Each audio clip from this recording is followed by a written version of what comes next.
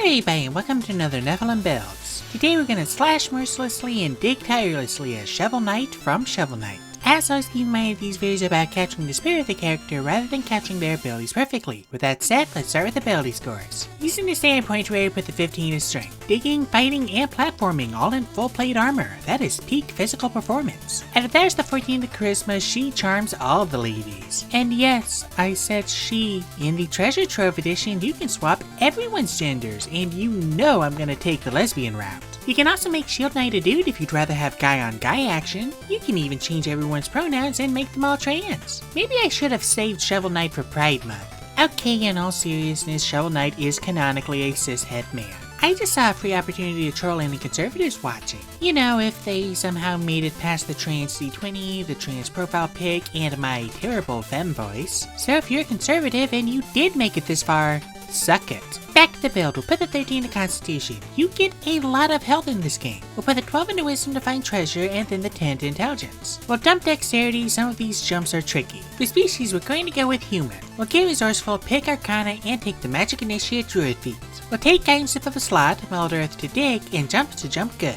We'll make a custom background painter increases in his strength and constitution. We'll pick Perception and Survival, proficiency with the horn, and take the Magic Initiate Wizard feat.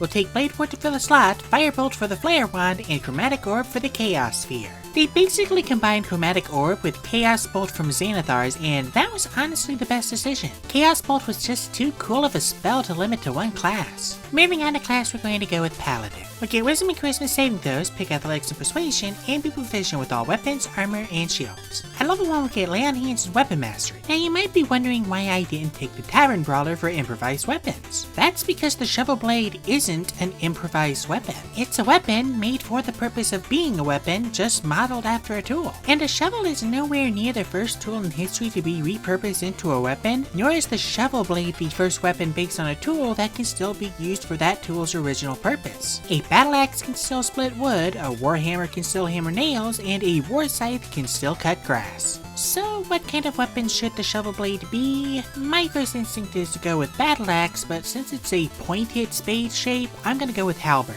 Side note, weapons that would be capable of doing other damage types should let you do those damage types with lower damage dice. Let me use the spear part of the halberd. Let me do a murder stroke with a longsword. We'll also get 2 spells taking Shield of Faith for AC and Compel Duel to 1v1 a bitch. At level 2 we'll get Paladin Smite in our fighting style taking Great Weapon Fighting. We'll also take Bless for some buffs. At level 3 we'll get Channel Divinity in our Sacred Oath taking the Oath of Glory. He's a treasure hunter, golden glory is what he lives for. And Shield Knight of course. We'll get Inspiring Smite and Peerless Athlete as well as Heroism and Guiding Bolt for Drop Spark. We'll also take Divine Favor because why not? At level 4 we'll take the Fate Touch feat for the Phase Locket, bumping Charisma, and taking Identify. We'll also take Detect Magic because Paladins are still super limited in their spell selection. At level 5 we'll get Extra Attack and Faithful Steed. If you can somehow finagle this into a mobile gear, go for it. We'll also get Enhance Ability and Magic Weapon from our Oath and take Aid for more HP. At level 6 we'll get Aura of Protection, and at level 7 we'll get Aura of Alacrity. We'll also take Warding Bond to put a ring on Shield Knight.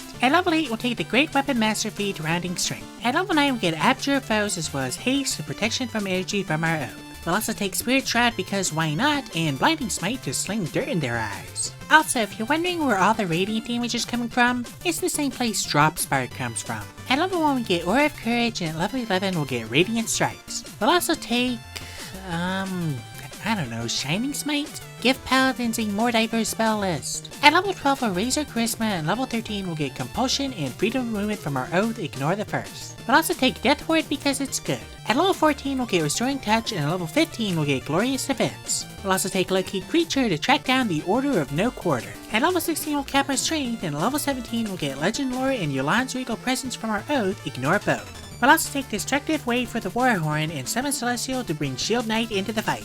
Oh no, by all means, look Shovel Knight in the eyes and tell him Shield Knight ain't an angel. At level 18 we'll get Aura Expansion, and at level 19 we'll take the Boon of Spell Recall, rounding Charisma. We'll also take, Locate Object? Please, I'm begging you, bigger spell lists for half-casters. Even Eldritch Knight and Arcane Trickster have access to the full wizard spell list now. Lastly, at level 20 we'll get Living Legend. Now that we're level 20, we finally have our modifiers. Our AC with Plate is 18, our move speed is 40, and our average HP is 164 with 20 d10 hit dice. And with that, we are done. Now what can this build do? To start, we're a paladin. Big melee, big AC, big HP, you know the drill by now. We've also got mobility with jump and misty step, multiple viable range options, and a helper. For weaknesses, some of our ranged options are redundant. Firebolt. Firebolt is redundant. We're also stuck with a bunch of spells we don't even plan on using for character reasons. Also, not really a mechanical flaw, but I'm pretty sure y'all must be getting tired of glory paladins by now.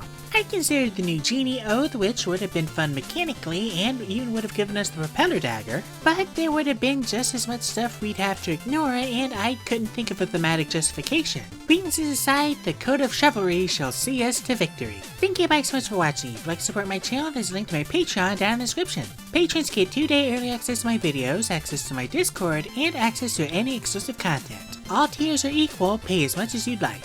Let me know what you thought of this video down in the comments, and I'll see you all next time when I make Jabber Wong from Gachiakuta.